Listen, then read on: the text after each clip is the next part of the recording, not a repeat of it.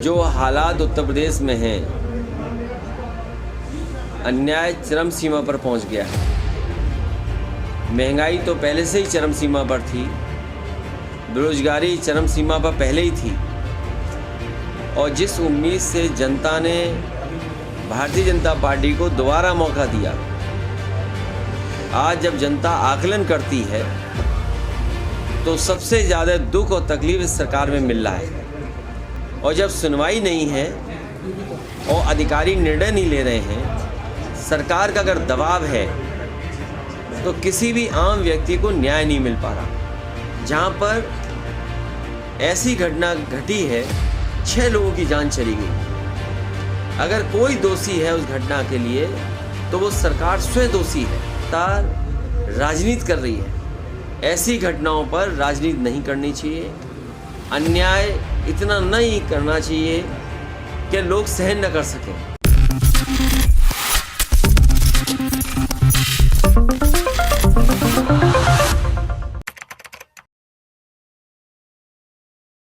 मैं अपने पत्रकार साथियों का धन्यवाद देता हूं कि आज आपसे बात करने का मौका मिल रहा है। जो हालात उत्तर प्रदेश में हैं, अन्याय चरम सीमा पर पहुंच गया है।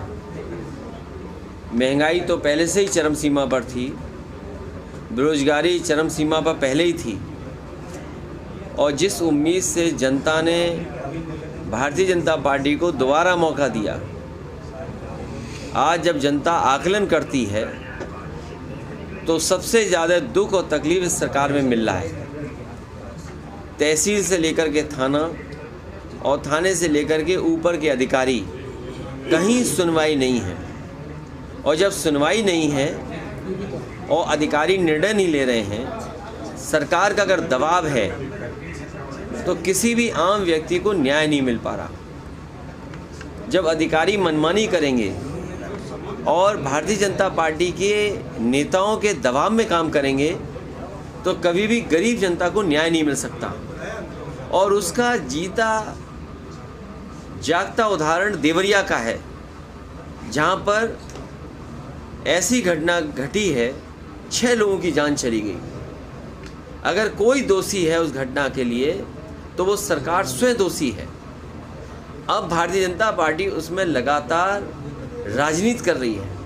ऐसी घटनाओं पर राजनीति नहीं करनी चाहिए। अन्याय इतना नहीं करना चाहिए कि लोग सहन न कर सकें और लोग खुद खड़े हो जाएं सरकार के खिलाफ। और ये अन्याय, ये कहीं न कहीं सरकार के दबाव में ये अपराध हो रहा है। ये अन्याय नहीं बचा, अपराध हो रहा है। और सुनने में आ रहा है कि भारतीय जनता पार्टी के लगातार नेताओं की कोशिश है कि इससे राजनीतिक लाभ लिया जाए। राजनीतिक लाभ लेंगे अगर आप तो घटनाएं बढ़ेंगी, कम नहीं होंगी। लेकिन जिस तरह से ईडी लगातार छापेमारी कर रही, कल अबू आदमी के ठिकानों पर भी संजय सिंह को भी गिरफ्तार किया गया, आपको क्या लग रहा है, क्या इसका भी कोई राजनीतिक? देखिए, जो सरकार में रहता है वो इन संस्थाओं का इस्तेमाल करता है।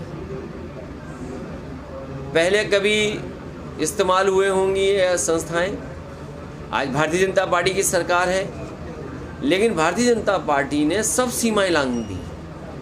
वो केवल अपने वोट के लिए, दूसरे लोगों को अपमानित करने के लिए ईडी, सीबीआई, इनकम टैक्स का सहारा ले रहे हैं। हमारी तो मांग ये होगी कि भारतीय जनता पार्टी अगर ज़ीरो टॉलरेंस रखती है करप्शन के लिए, तो अपने नेताओं के, अपने विधायक, अपने लोगों का आकलन करें कि किन किन की संपत्ति बढ़ गई है, और जिन जिन की संपत्ति लगे कि ज़्यादा बढ़ गई है तो उनके खिलाफ भी वही कार्रवाई होनी चाहिए जो विपक्ष के खिलाफ कार्रवाई कर रहे हैं।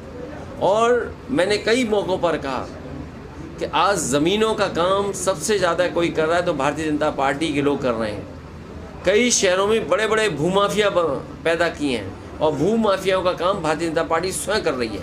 लखनऊ में, कानपुर में, आपके अयोध्या में, गोरखपुर में, वाराणसी में, आप जानकारी कर लें। और सरकार जब भी जांच करेगी, सबसे ज़्यादा ज़मीनों का और सबसे ज़्यादा खिलवाड़ कागज़ों से और भूमि माफिया के रूप में कोई उभर करके आ रहा है तो भारतीय जनता पार्टी स्वयं है।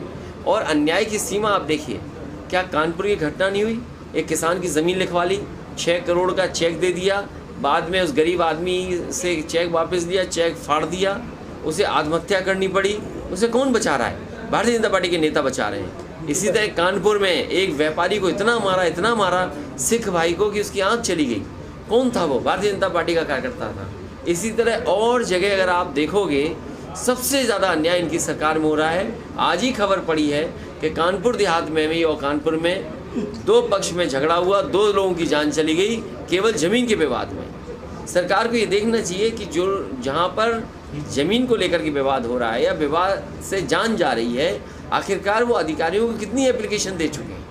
सर, उद्योगपति मालूम हो रहा है, कहीं ना कहीं किसान परेशान है, किसान आत्महत्या कर रहा है, कैसे देखते हो सर? देखिए, धान की फसल तैयार है और अभी तक धान की खरीद का इंतज़ाम नहीं किया सरकार ने। गेहूं तो प्राइवेट कंपनियों से खरीदवा लिया और धान की कोई भी तैयारी सरकार ने नहीं की। हफ्ते 2 हफ्ते में धान कटने लगेगा।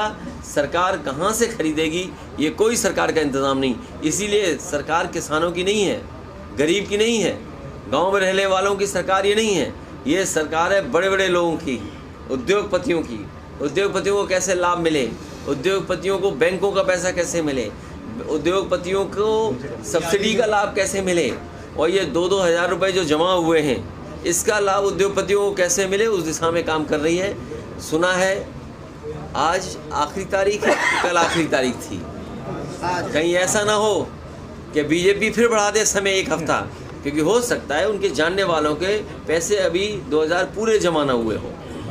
तो जिस तरह से मध्य प्रदेश में चुनाव है, क्या समाजवादी पार्टी कांग्रेस के साथ चुनाव लड़ेगी? देखिए, समाजवादी पार्टी बीजेपी को हराना चाहती है और समाजवादी पार्टी से कांग्रेस सहयोग ले और बीजेपी को हराए, उस दिशा में समाजवादी पार्टी काम कर रही है। भैया, जिस तरीके से बीजेपी और कांग्रेस में पोस्टर वॉर चल रहा है, बीजेपी ने नए युग का रावण बताया राहुल गांधी को, तो वहीं कांग्रेस कह रही है कि मोदी है चुगले आजम। कैसे? देखिए, ये विवादों में नहीं पड़ना चाहिए। सही मायने में किसान का भला हो, गरीब को सुविधा मिले और जो स्वास्थ्य सेवा